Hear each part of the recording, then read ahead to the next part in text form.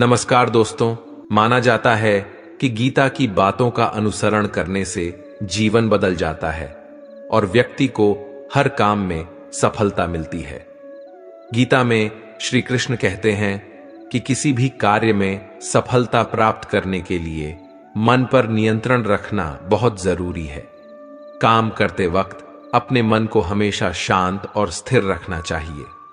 क्रोध बुद्धि का नाश करता है और इसकी वजह से बने बनाए काम भी बिगड़ जाते हैं। इसलिए मन को शांत रखने का प्रयास करें। श्रीमद् भागवत गीता के अनुसार हमें कोई भी कर्म बिना फल की इच्छा के करना चाहिए।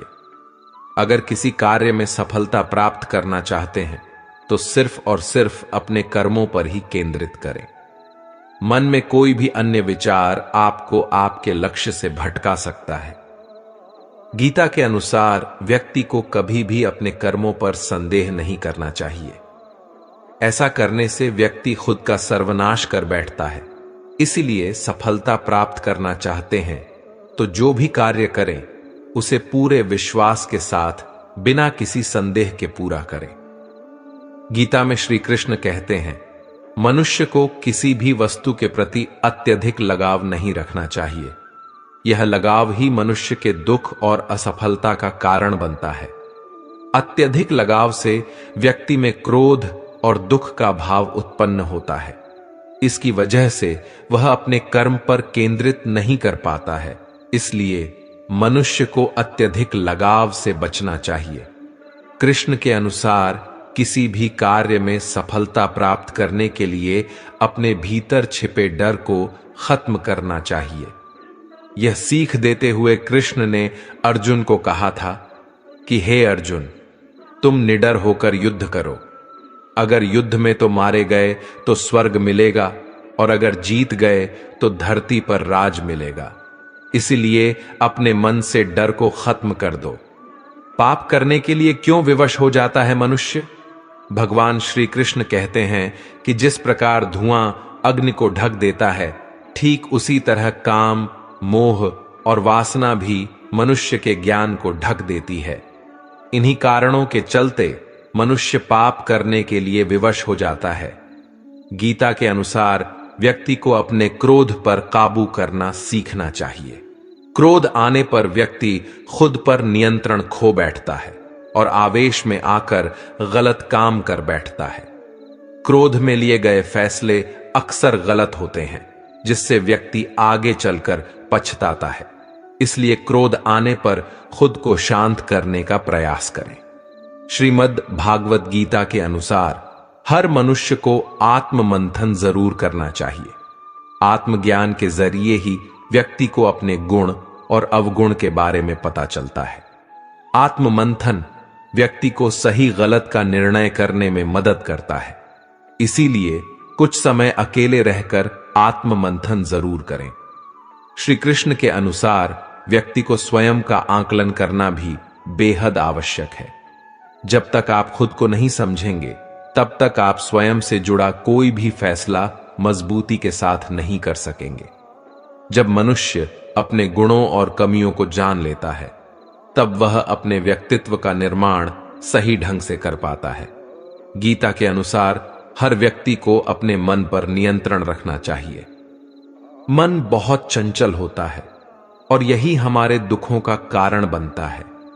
जो व्यक्ति अपने मन पर काबू पा लेता वह सफलता की राह पर चल पड़ता है। ऐसा व्यक्ति सिर्फ अपने कर्म पर केंद्रित रहता है और लक्ष्य को आसानी से हासिल कर लेता है। श्री कृष्ण के उपदेश के अनुसार मनुष्य को उसके कर्मों के अनुरूप ही फल मिलता है। इसलिए परिणाम के बारे में सोचे बिना व्यक्ति को सिर्फ अपने कर्म पर ध्यान देना चाहिए। जब अर्जुन युद्ध भूमि में जाते हैं तो अपने सामने पितामह और सगे संबंधियों को देखकर विचलित हो जाते हैं। तब भगवान श्री कृष्ण उन्हें सही ज्ञान देते हैं।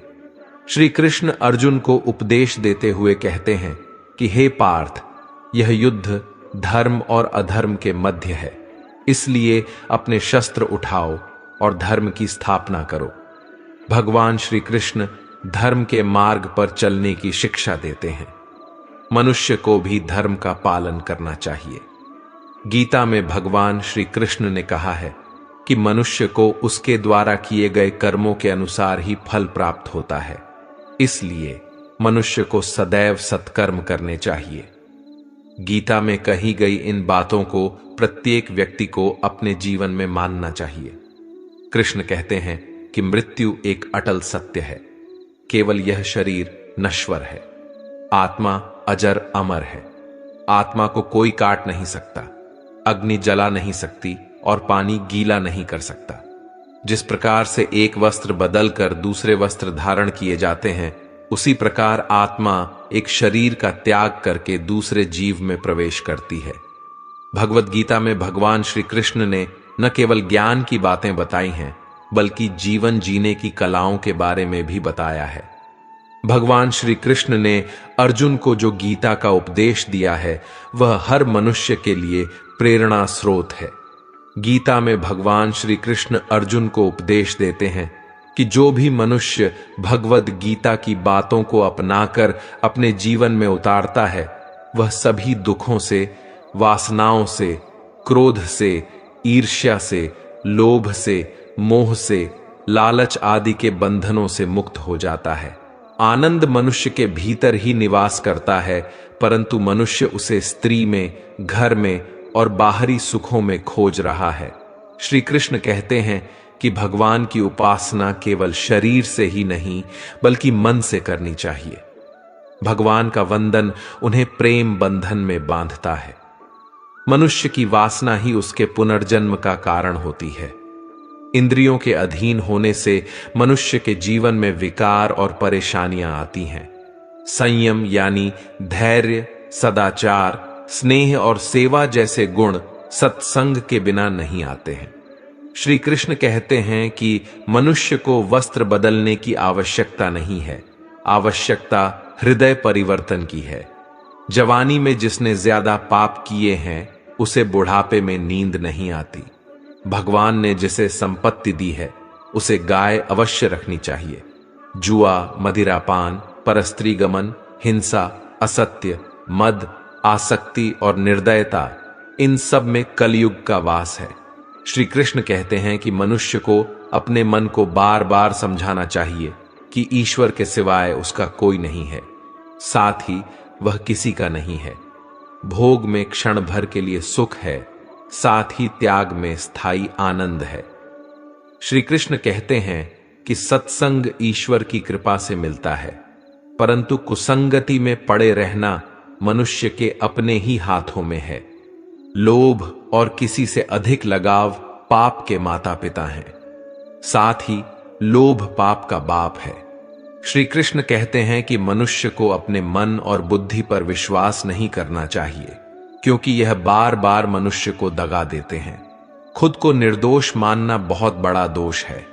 यदि पति पत्नी पवित्र जीवन बिताएं, तो भगवान पुत्र के रूप में उनके घर आने की इच्छा रखते हैं। भगवान इन सभी कसौटियों पर कसकर जांच परख कर ही मनुष्य को अपनाते हैं। किसी भी रिश्ते में उस समय तक रहना ही उचित होता है जब तक आपका आत्मसम्मान इसमें बना रहे, वरना अपने सबसे करीबी लोगों के साथ रहने पर भी सिर्फ दर्द का अनुभव होता है। ऐसे में यदि आप अपने रिश्तों में किसी तरह की परेशानी का सामना कर रहे हैं, तो इसकी मदद से आप अपने रिश्ते के भविष्य को बदल सकते हैं।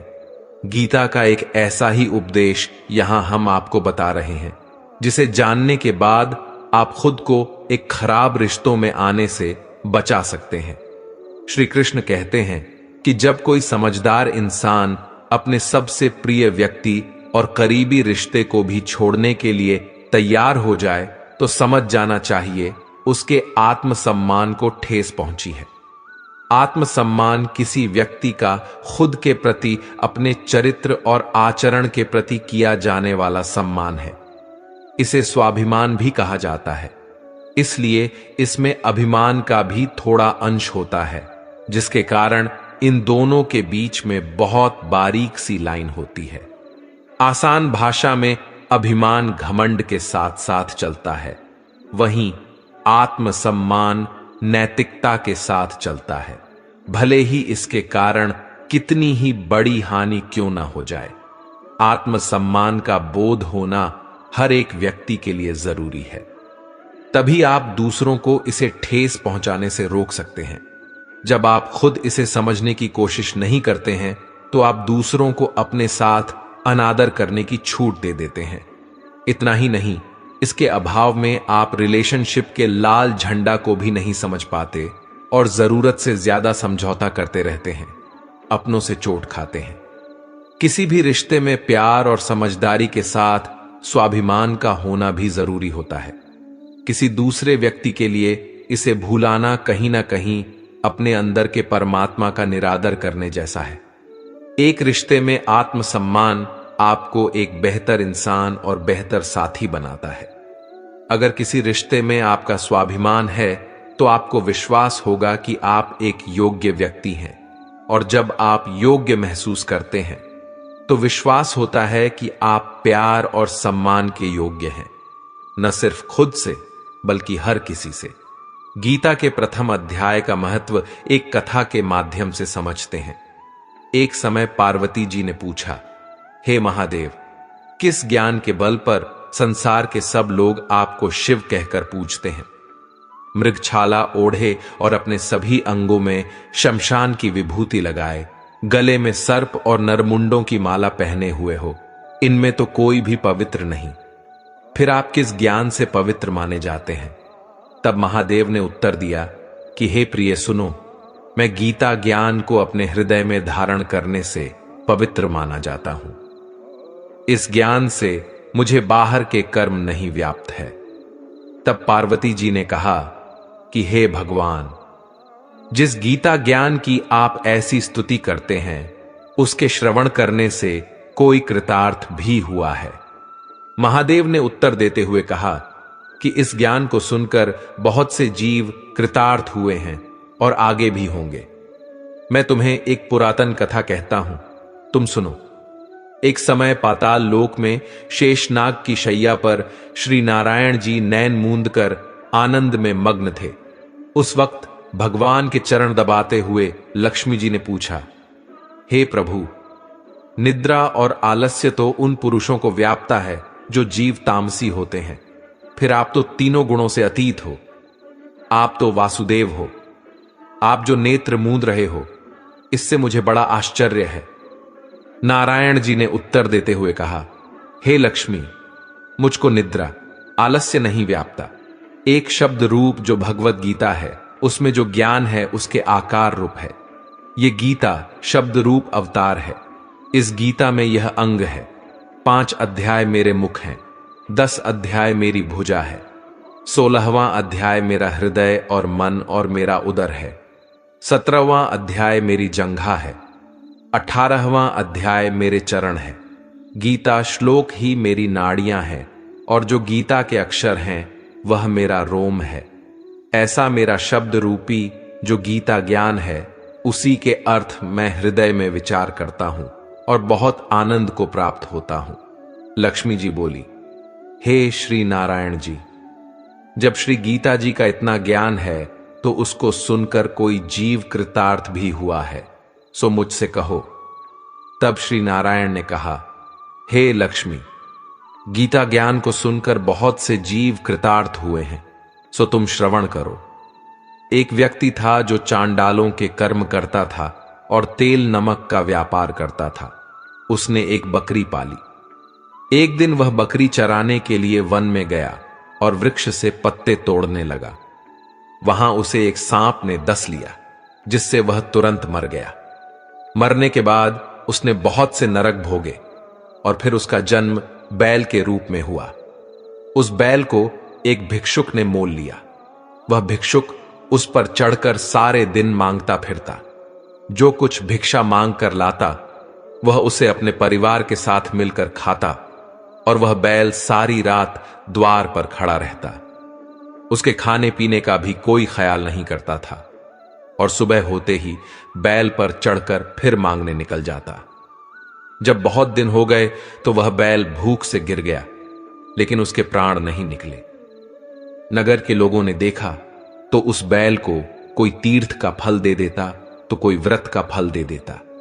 तब भी उस बैल के प्राण नहीं छूटे। एक दिन गणिका आई। उसने लोगों से पूछा, यह कैसी भीड़ है? तो उन्होंने कहा कि इसके प्राण नहीं निकलते, अनेक पुण्यों का फल दे रहे हैं तो भी इसकी मुक्ति नहीं होती। तब गणिका ने कहा कि मैंने जो भी पुण्य कर्म किए हैं, मैं उसका फल इस बैल को देती हूं।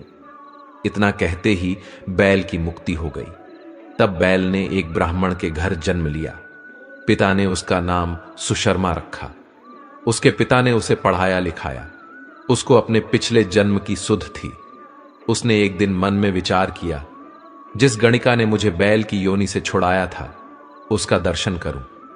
विप्र चलते चलते गणिका के घर गया और कहा, आप मुझे पहचानती हैं? गणिका ने कहा, मैं नहीं जानती, तुम कौन हो? तब उसने कहा कि मैं वही बैल हूं जिसको आपने अपने पुण्य दिए थे। तब मैं बैल की योनि से छूटा था। अब मैं विप्र के घर जन्मा हूं। आप अपना पुण्य बताएं। गणिका ने कहा कि मैंने अपने जीवन में पुण्य नहीं किया, परंतु मेरे घर एक तोता है। वह रोज सवेरे कुछ पढ़ता है। मैं उसका वाक्य सुनती हूं। उस पुण्य का फल मैंने तुम्हें दे दिया। तब विप्र ने तोते से पूछा कि तू सवेरे क्या पढ़ता है?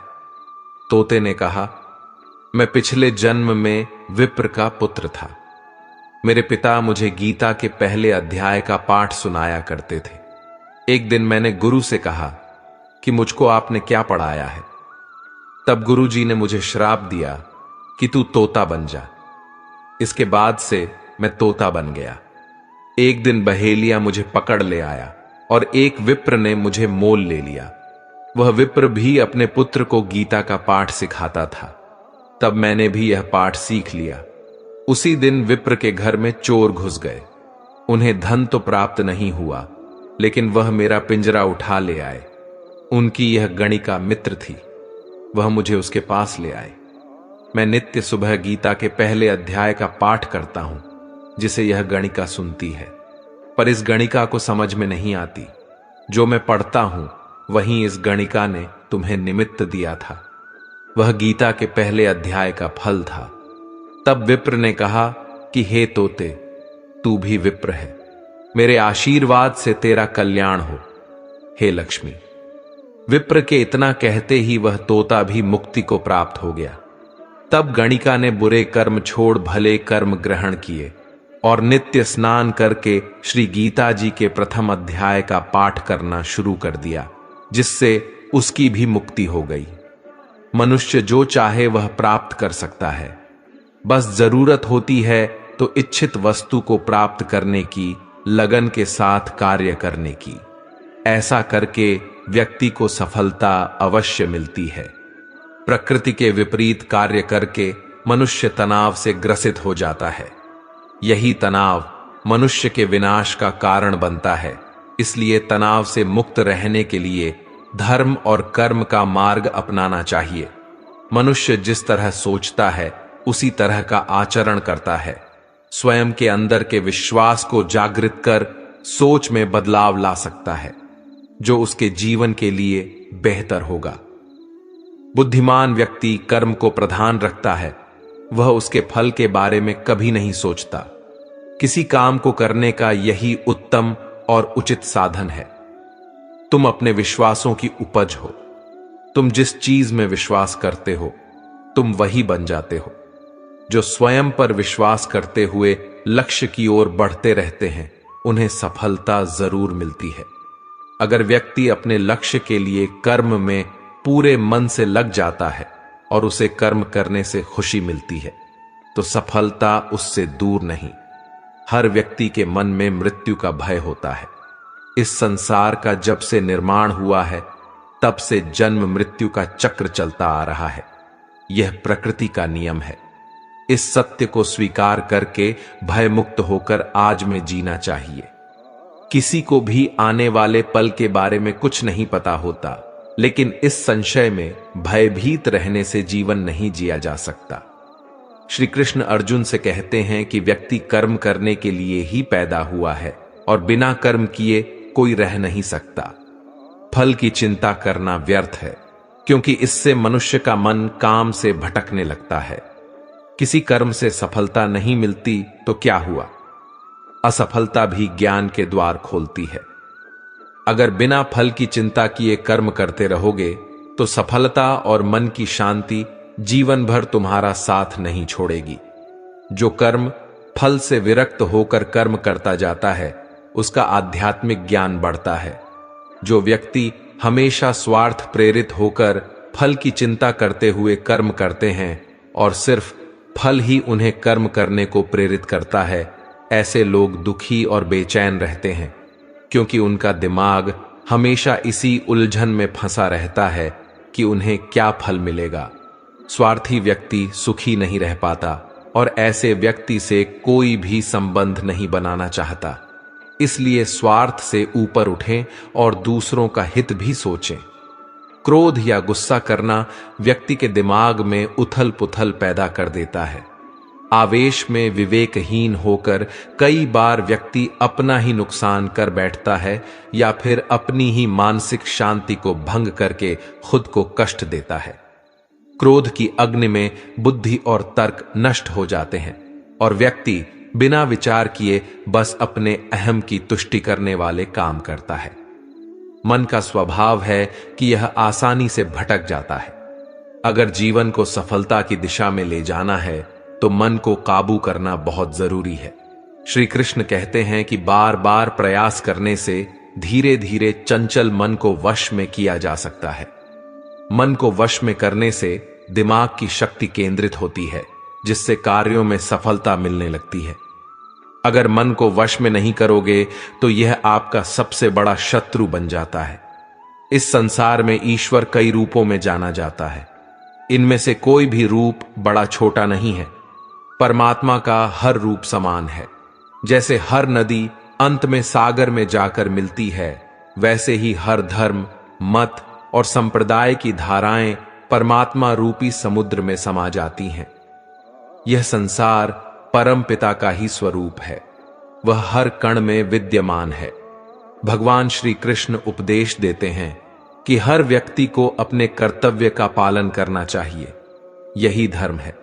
अगर अपने कर्तव्य का पालन नहीं किया जाता है तो मन में अशांति और दुख प्राप्त होता है। जीवन में संतुलन बहुत जरूरी है। किसी भी चीज की अति करना अच्छा नहीं है।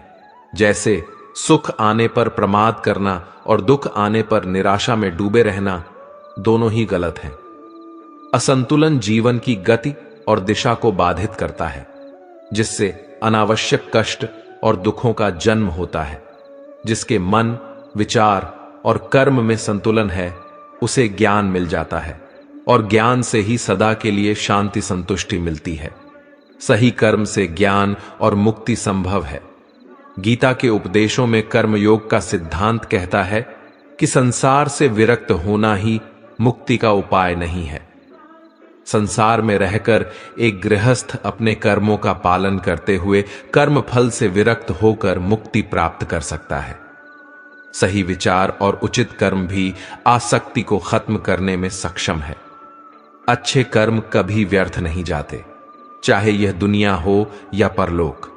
ज्ञान और कर्म एक है। एक ज्ञानी कर्म और ज्ञान को अलग अलग समझता है, लेकिन एक ज्ञानी जानता है कि दोनों एक ही हैं। लोग ज्ञान की बातें तो करते हैं, लेकिन उसका पालन नहीं करते। बिना पालन किए ज्ञान कोरा रह जाता है, ज्ञान का अनुभव नहीं होता। गीता कहती है कि ज्ञान प्राणी की नहीं, बल्कि अनुभव करने की वस्तु है और अनुभव बिना कर्म किए नहीं मिलता। इच्छा दुखों का मूल है। इस संसार में जितनी भी चीजें सांसारिक सुख की श्रेणी में आती हैं, उनकी एक शुरुआत और अंत जरूर होता है। इन सांसारिक सुखों का अंत दुख, कष्ट और दुर्गति के रूप में होता है। इच्छाओं का अंत नहीं है। एक पूरी होती है तो दूसरी नई इच्छा आ जाती है। हर इच्छा से प्रेरित होकर कर्म करना गलत है, क्योंकि ऐसे तो अनुचित कार्य भी होंगे। इच्छाओं से विचलित न हो, उन्हें एक विरक्त दर्शक बनकर देखो और वे चली जाएंगी। भगवान ही सबसे बड़ा सहारा है। परम पिता ही एकमात्र हमारे आधार हैं और अपने हैं। इस संसार में कोई भी अकेला नहीं है। ईश्वर में विश्वास रखते हुए जो मनुष्य कर्म पथ पर बढ़ता जाता है वह सदा शांति, सुख और मुक्ति पाता है। भूत और भविष्य की चिंता करना व्यर्थ है, वर्तमान ही सत्य है। जो भी पूर्ण समर्पण से ईश्वर की शरण में आता है, परमात्मा उसका कल्याण अवश्य करते हैं। भगवान श्री कृष्ण कहते हैं कि तुम्हें कर्म करने का अधिकार है, लेकिन उसके द्वारा किए गए कर्म के फल को उसे फलने का अधिकार नहीं है। अर्थात आपको कर्म में लगना चाहिए, लेकिन उसके फलों की चिंता में नहीं रहना चाहिए। भगवान श्री कृष्ण कहते हैं कि तुम्हें कर्म करने का अधिकार है, लेकिन उसके द्वारा किए गए कर्म के फल को उसे फलने का अधिकार नहीं है। अर्थात आपको कर्म में लगना चाहिए, लेकिन उसके फलों की चिंता में नहीं रहना चाहिए। कर्म योग में सर्वप्रथम यह भाव है कि कर्म करना आवश्यक है और उसे ईश्वर को समर्पित करना चाहिए, फल की इच्छा के साथ नहीं। भगवान श्री कृष्ण कहते हैं कि हमें स्वयं के विकारों और नकारात्मकता से मुक्त होकर प्रगति करनी चाहिए, क्योंकि हम स्वयं के मित्र भी हैं और शत्रु भी हम खुद ही हैं। हम खुद ही अपने सबसे बड़े मित्र और सबसे बड़े शत्रु भी हो सकते हैं। जब हम अपनी आत्मा को नहीं समझते और उससे अलग हो जाते हैं, तो हमारे अंदर के सकारात्मक गुण व्यक्त नहीं हो पाते और हमें खुद ही अपना दुश्मन बनना पड़ता है। लेकिन जब हम अपनी आत्मा को समझते हैं और उसके साथ एक हो जाते हैं, तो हम अपने भीतर के दुश्मन को पहचान सकते हैं और उससे निपट सकते हैं। किसी वस्तु के आकर्षण से बचें। भगवान कृष्ण त्याग के मार्ग और निस्वार्थ कर्म के योग पर चर्चा करते हैं। दोनों मार्ग आध्यात्मिक विकास और मुक्ति की ओर ले जाते हैं, लेकिन कृष्ण सुझाव देते हैं कि कर्म योग निस्वार्थ कर्म का योग त्याग के मार्ग से भी श्रेष्ठ है। विचलित मत हो। बुद्धिमान व्यक्ति सुख और दुख, गर्मी और सर्दी, मान और अपमान के द्वंद्व से विचलित नहीं होता है। ऐसा व्यक्ति सभी परिस्थितियों में स्थिर और शांत रहता है। संभव का मतलब है हमेशा एक ही भाव में रहना। यदि आप इसका अभ्यास करते हैं तो आप मानसिक लचीलापन, भावनात्मक स्थिरता और आंतरिक शांति को विकसित कर सकते हैं। यह हमें आवेगपूर्ण प्रतिक्रिया करने के बजाय स्पष्टता और बुद्धिमत्ता के साथ कार्य करने, सुविचारित निर्णय लेने में भी मदद करता है। यह श्लोक हमें अपने कार्यों के परिणामों से वैराग्य पैदा करने और अपने सच्चे स्व में केंद्रित रहने के लिए प्रोत्साहित करता है। निष्काम कर्म का तरीका कर्मों के फल के प्रति आसक्ति को त्याग कर सदैव संतुष्ट रहकर स्वामित्व की भावना रहित निस्वार्थ कर्म में लगा हुआ व्यक्ति सभी प्रकार के कार्यों में पूरी तरह से संलग्न होने पर भी कुछ भी नहीं करता है और वह कर्म बंधन से मुक्त रहता है। श्री कृष्ण निष्काम कर्म में लगे व्यक्ति कर्मयोगी के लक्षणों का वर्णन करते हैं। ऐसा व्यक्ति अपने कार्यों के परिणामों के प्रति आसक्ति को त्याग देता है और अपने आप में संतुष्ट रहता है।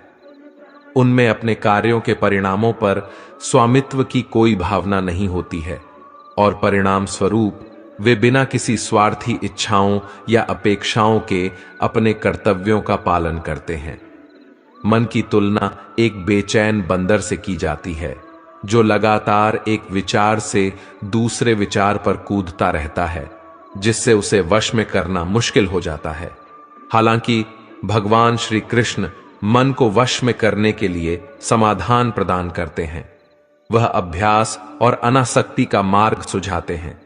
यहां पर अभ्यास का मतलब मेडिटेशन से है। नियमित अभ्यास से मन को अधिक एकाग्र और शांत होने के लिए प्रशिक्षित किया जा सकता है। त्याग ही सर्वोच्च शांति का रास्ता है। बिना मर्म को जाने किए गए अभ्यास से ज्ञान श्रेष्ठ होता है। ज्ञान से बेहतर ध्यान होता है और ध्यान से श्रेष्ठ कर्मों के फलों का त्याग होता है, क्योंकि त्याग ही आपको परम शांति की ओर ले जाता है। भगवान श्री कृष्ण जी ने निष्कर्ष निकाला कि पूर्ण वैराग्य या त्याग सर्वोच्च शांति की ओर ले जाता है, जिसका अर्थ है सर्वोच्च प्राप्ति, आंतरिक शांति। और परमात्मा के साथ एकता की स्थिति। आध्यात्मिक ज्ञान और परम शांति प्राप्त करने में ज्ञान, अभ्यास, ध्यान और वैराग्य के महत्व पर जोर देते हुए क्रमिक आध्यात्मिक विकास के मार्ग पर प्रकाश डालता है। अहंकार से प्रेरित नहीं है, मतलब जिसके अंदर कर्ता का भाव नहीं है, जिसकी बुद्धि सांसारिक पदार्थों से दूषित नहीं है, वह सभी प्रकार के कार्यों में लगा हुआ भी पाप के बंधन से मुक्त रहता है।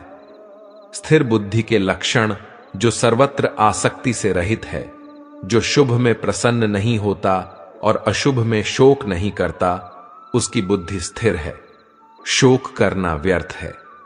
तुम उन लोगों के लिए शोक करते हो जो शोक करने के योग्य नहीं है और फिर भी ज्ञान की बातें कहते हैं। बुद्धिमान व्यक्ति न तो जीवित लोगों के लिए शोक करते हैं और न ही मृतकों के लिए।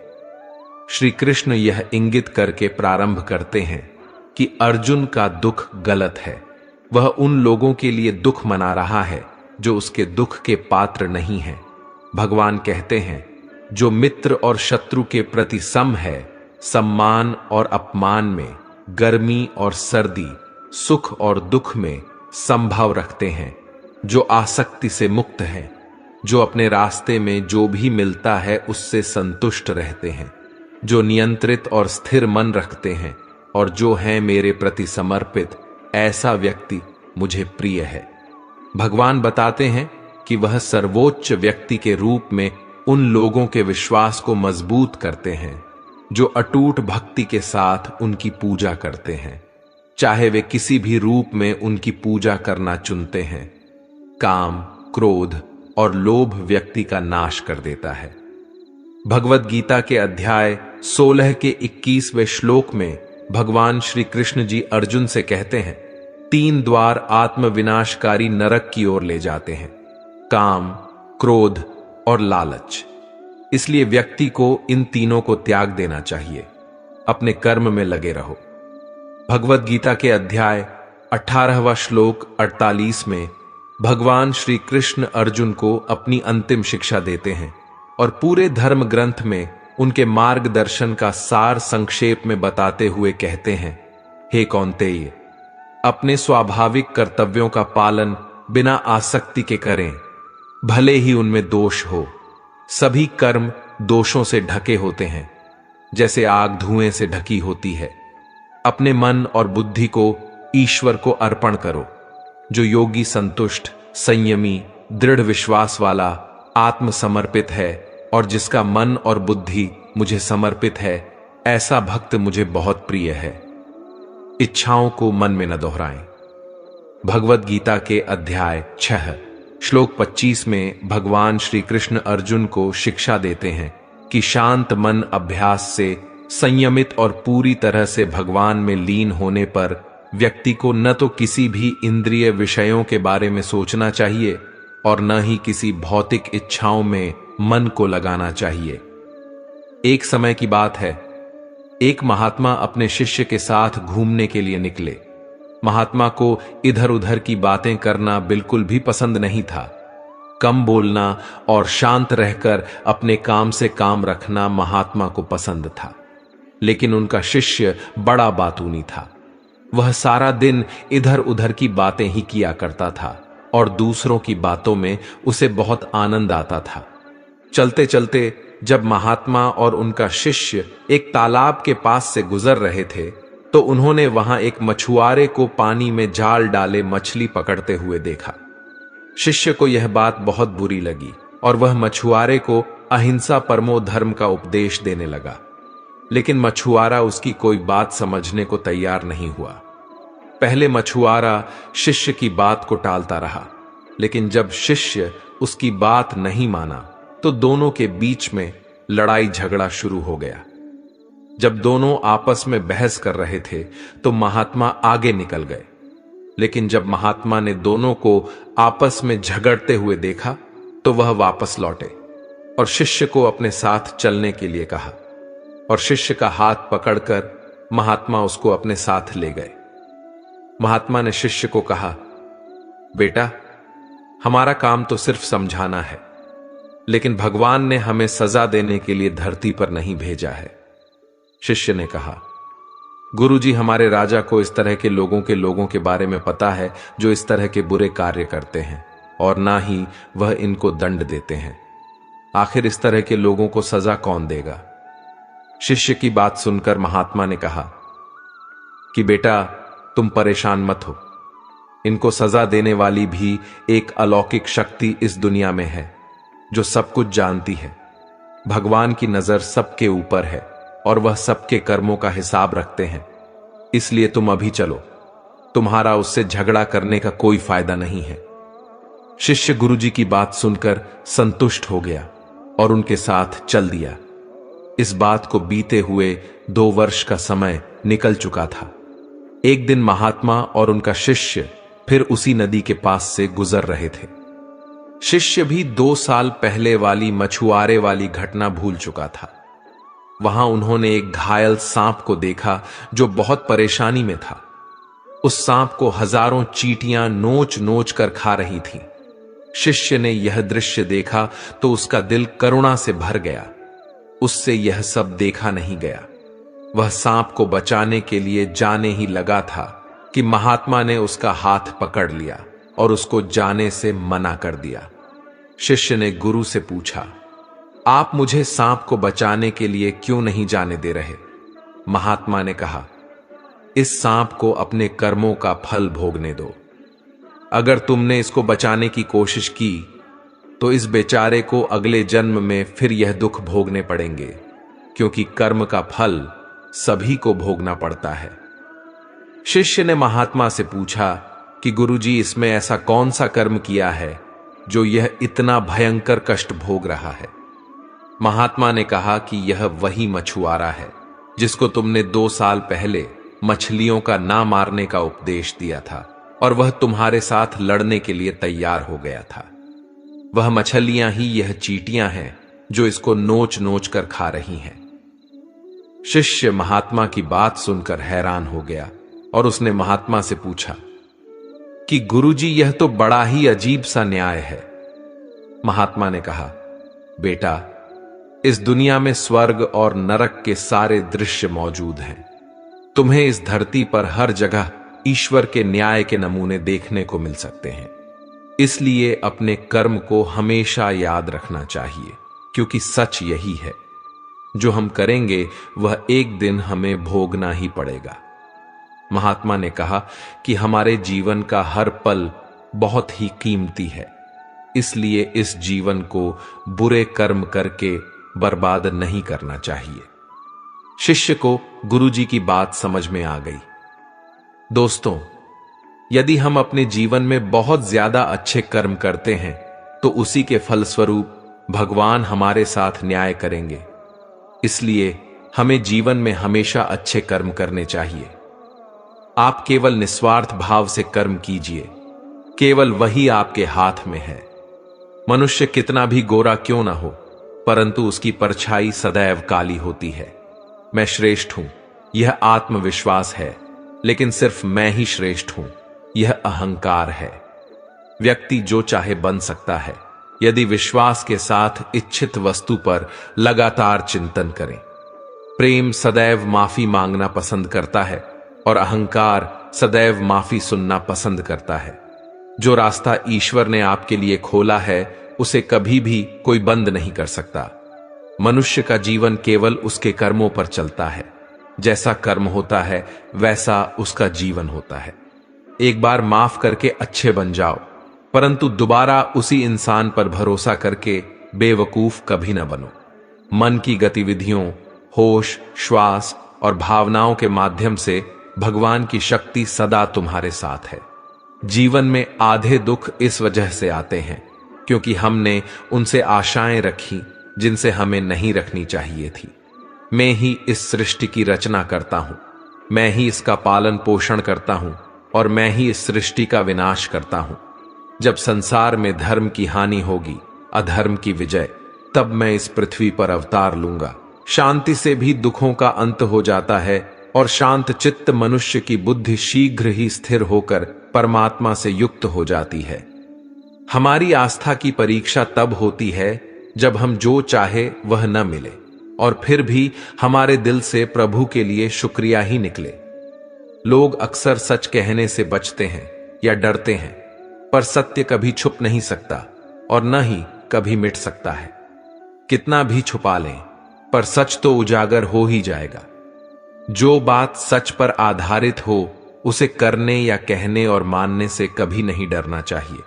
इच्छा पूरी नहीं होती तो क्रोध बढ़ता है और इच्छा पूरी होती है तो लोभ बढ़ता है।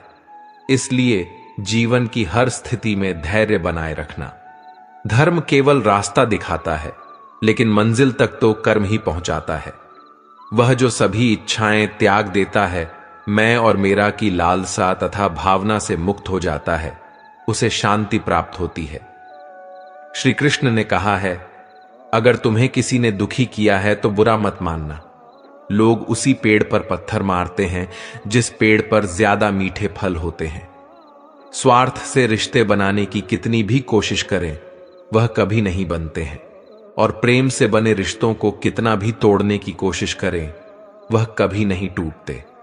अगर व्यक्ति शिक्षा से पहले संस्कार, व्यापार से पहले व्यवहार और भगवान से पहले माता पिता को पहचान ले, तो जिंदगी में कभी कोई कठिनाई नहीं आएगी। जिस मनुष्य ने जवानी में बहुत पाप किए हैं, उसे बुढ़ापे में नींद नहीं आती। श्री कृष्ण कहते हैं कि मनुष्य को अपने मन को बार बार समझाना चाहिए कि ईश्वर के सिवा उसका कोई नहीं है। परिवर्तन इस संसार का नियम है। कल जो किसी और का था, आज वह तुम्हारा है, एवं कल वह किसी और का होगा। विषयों का चिंतन करने से विषयों की आसक्ति होती है, आसक्ति से इच्छा उत्पन्न होती है और इच्छा से क्रोध होता है, क्रोध से सम्मोहन और अविवेक उत्पन्न होता है। जो कुछ हुआ अच्छे के लिए हुआ, जो हो रहा है अच्छे के लिए हो रहा है, जो होगा वह भी अच्छे के लिए ही होगा। मेरे लिए न कोई घृणित है और न ही कोई प्रिय, न कोई निर्धन है और न ही कोई धनी। बस जो भक्ति भाव के साथ मुझे याद करते हैं, मैं उनका हूं और वह मेरे। आप वही हैं जिसमें आप विश्वास करते हैं। आप वह बन जाते हैं जो आप मानते हैं कि आप बन सकते हैं। अगर तुम अपना कल्याण करना चाहते हो तो सभी तरह के उपदेशों, सभी धर्मों को छोड़कर मेरी शरण में आ जाओ। मैं तुम्हें मुक्ति प्रदान करूंगा। जिस इंसान के चारों तरफ नकारात्मक लोग रहते हैं, उस इंसान का मंजिल से भटक जाना तय है। जिंदगी में सब कुछ खत्म होना जैसा कुछ भी नहीं होता। हमेशा एक नई शुरुआत हमारा इंतजार कर रही होती है। इंद्रियों के अधीन होने से मनुष्य के जीवन में विकार और परेशानियां आती हैं। सुख दुख का आना जाना सर्दी गर्मी के आने जाने के जैसा ही है। इसीलिए इन्हें सहन करना सीखना ही उचित है। निर्बलता अवश्य ईश्वर देता है, परंतु मर्यादा मनुष्य का मन खुद निर्माण करता है। जीवन में वाणी को संयम में रखना अनिवार्य है, क्योंकि वाणी से दिए हुए घाव कभी भरे नहीं जा सकते। मनुष्य उसके लिए शोक करता है जो शोक करने के योग्य नहीं है, और फिर भी ज्ञान की बातें करते हो। बुद्धिमान व्यक्ति न जीवित और न ही मृत व्यक्ति के लिए शोक करते हैं। श्री कृष्ण कहते हैं, मैं हमेशा तुम्हारे साथ और तुम्हारे आसपास रहता हूं, चाहे तुम कुछ भी कर रहे हो। जो हुआ अच्छा हुआ, जो होगा अच्छा होगा। स्वयं को मुझ पर छोड़ दो, अपने कर्म पर ध्यान दो। जीवन में समय चाहे जैसा भी हो, परिवार के साथ रहो। सुख हो तो बढ़ जाता है और दुख हो तो बंट जाता है। मोहग्रस्त होकर अपने कर्तव्य पथ से हट जाना मूर्खता है, क्योंकि इससे न तो तुम्हें स्वर्ग की प्राप्ति होगी और न ही तुम्हारी कीर्ति बढ़ेगी। श्री कृष्ण कहते हैं कि सत्संग ईश्वर की कृपा से मिलता है, परंतु कुसंगति में पड़ना मनुष्य के अपने ही हाथों में होता है। कर्म का फल व्यक्ति को उसी तरह ढूंढ लेता है जैसे कोई बछड़ा सैकड़ों गायों के बीच अपनी मां को ढूंढ लेता है। इस संसार में कुछ भी स्थायी नहीं है। मैं सभी जीवों में विद्यमान हूं। मैं चींटी में भी विद्यमान हूं और हाथी में भी विद्यमान हूं। मेरे भी कई जन्म हो चुके हैं, तुम्हारे भी कई जन्म हो चुके हैं। न तो मेरा अंतिम जन्म है और न यह तुम्हारा अंतिम जन्म है। व्यक्ति कर्म करने से कभी छुटकारा नहीं पा सकता है, इसीलिए तुम्हें हमेशा कर्म करते रहना चाहिए, क्योंकि कर्म के बिना तुम्हारे शरीर का निर्वाह भी नहीं हो सकता है। परिवर्तन ही संसार में स्थायी है, इसलिए परिवर्तन से भयभीत नहीं होना चाहिए। जो लोग दूसरों की सहायता करते हैं, ईश्वर उनकी सहायता करते हैं। जब यह संसार ही स्थायी नहीं है, तो इस संसार की कोई वस्तु कैसे स्थायी हो सकती है। आत्मा शरीर को वैसे ही छोड़ देती है जैसे मनुष्य पुराने कपड़ों को उतारकर नए कपड़े धारण कर लेता है। मन शरीर का हिस्सा है। सुख दुख का एहसास करना आत्मा का नहीं, शरीर का काम है। मान अपमान, लाभ हानि, गम और खुशी सब मन का खेल है। जैसे एक बूंद सागर में विलीन हो जाती है, वैसे ही ब्रह्मांड के साथ अपनी एकता का एहसास करो और पीड़ा की लहरें समाप्त हो जाएंगी।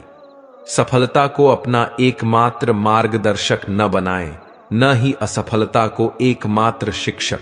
दोनों से सीखें, क्योंकि वे विकास के पथ पर मील के पत्थर हैं।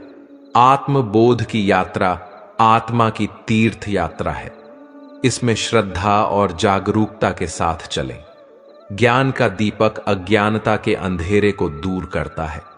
इसे जिज्ञासा से प्रज्वलित करें और इसे विनम्रता से ईंधन दें। सच्चा त्याग कर्तव्यों का परित्याग नहीं है, बल्कि उनके परिणामों के प्रति आसक्ति का परित्याग है। जिस प्रकार कमल गंदे पानी से बिना मैले उगता है, उसी प्रकार अपनी आत्मा से निष्कलंक होकर सांसारिक चुनौतियों से ऊपर उठे। अतीत को जाने दो, यह अब मौजूद नहीं है। भविष्य को पकड़ो, यह अभी बाकी है। वर्तमान में पूरी तरह से जियो, क्योंकि यह सृजन का कैनवास है। अहंकार वह छाया है जो आत्मा की रोशनी को अंधा कर देती है।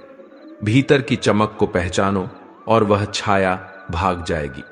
जैसे एक दर्पण बिना निर्णय के सत्य को प्रतिबिंबित करता है, वैसे ही दुनिया को वैसे देखें और अपने कार्यों को अपने आंतरिक ज्ञान का प्रतिबिंब बनने दें। दुनिया को बदलने का नहीं, बल्कि खुद को बदलने का प्रयास करें, क्योंकि उस परिवर्तन में आपके आसपास की दुनिया भी बदल जाएगी। हजारों मील की यात्रा एक कदम से शुरू होती है। आत्मा की यात्रा एक इरादे से शुरू होती है। आत्म खोज की यात्रा सर्वोत्तम तीर्थ यात्रा है। अपने हृदय में स्थित ब्रह्मांड को समझने के लिए भीतर यात्रा करें। विनम्रता की खुशबू विपरीत परिस्थितियों में भी दूर दूर तक फैलती है। जैसे कमल कीचड़ में से पवित्रता से खिलता है, वैसे ही अपनी आत्मा को जीवन के कीचड़ में खिलने दो। मोह की डोर दिल को बांधती है। वैराग्य का राग बजाओ और मुक्ति पाओ। बुद्धि वह दिशा सूचक यंत्र है जो जीवन के जहाज को अशांत पानी से शांति के तट तक ले जाती है। समय की नदी निरंतर बहती रहती है।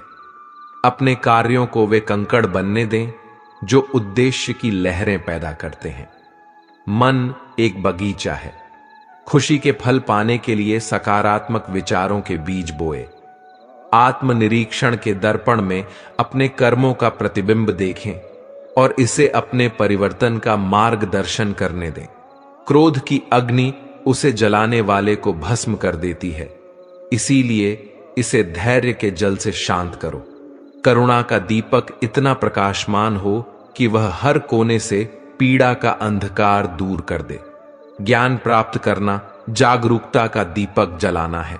इसे साझा करना दुनिया को रोशन करना है। जीवन की चुनौतियों की तूफानी लहरों के नीचे आंतरिक शक्ति का शांत सागर छिपा है।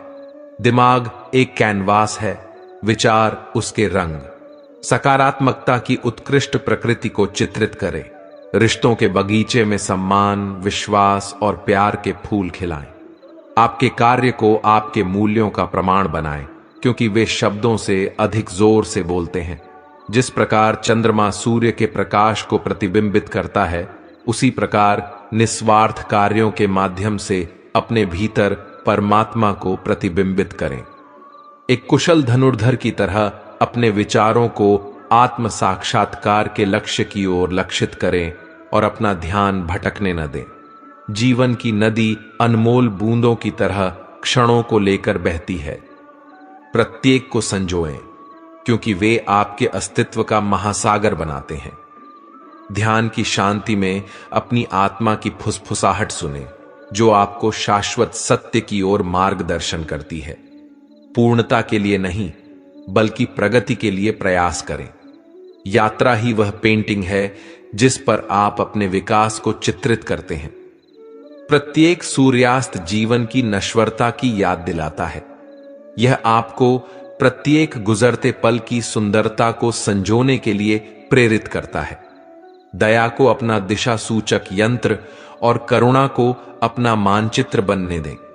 सहानुभूति से भरे हृदय के साथ जीवन के समुद्र में यात्रा करें। अतीत पाठों की किताब है, वर्तमान कार्यों का कैनवास है और भविष्य संभावनाओं का क्षेत्र है। अपने कार्यों की मिट्टी में दयालुता के बीज बोए और सद्भावना के बगीचे को फलते फूलते देखें। जब आपके रास्ते पर संदेह के बादल छा जाएं, तो याद रखें कि ज्ञान का शाश्वत सूर्य आपके भीतर ही छिपा है। जिस प्रकार नदी पहाड़ों और घाटियों के माध्यम से अपना रास्ता खोजती है, उसी तरह जीवन के उतार चढ़ाव के माध्यम से अपना रास्ता खोजें। आत्मनिरीक्षण का दर्पण आपके अस्तित्व की सच्चाई को दर्शाता है। इसे ईमानदारी और अनुग्रह के साथ देखें। आत्मा की यात्रा कमजोरी और ताकत के बीच एक नृत्य है। सच्चे साहस का प्रतीक बनने के लिए दोनों को अपनाएं। दिल की फुसफुसाहट अक्सर दिमाग की बातचीत से अधिक तेज होती है। अपने भीतर मौजूद ज्ञान को ध्यान से सुने। प्रत्येक दिन आपके जीवन की कहानी को फिर से लिखने का एक अवसर है। इरादे की कलम को उद्देश्य के साथ उपयोग करें। जिस प्रकार एक पेड़ अपनी जड़ों से जुड़ा हुआ खड़ा होता है, उसी प्रकार एहसास के आकाश तक पहुंचते हुए अपने मूल्यों पर दृढ़ रहें। प्रतिकूलता की हवाएं लचीलेपन की जड़ों को आकार देती हैं। अपनी आत्मा को सभी तूफानों का सामना करते हुए अटल रहने दें। आपके कार्यों की गूंज समय के साथ गूंजती है। इतिहास की रेत पर अच्छाई के पद चिन्ह छोड़ने का चयन करें।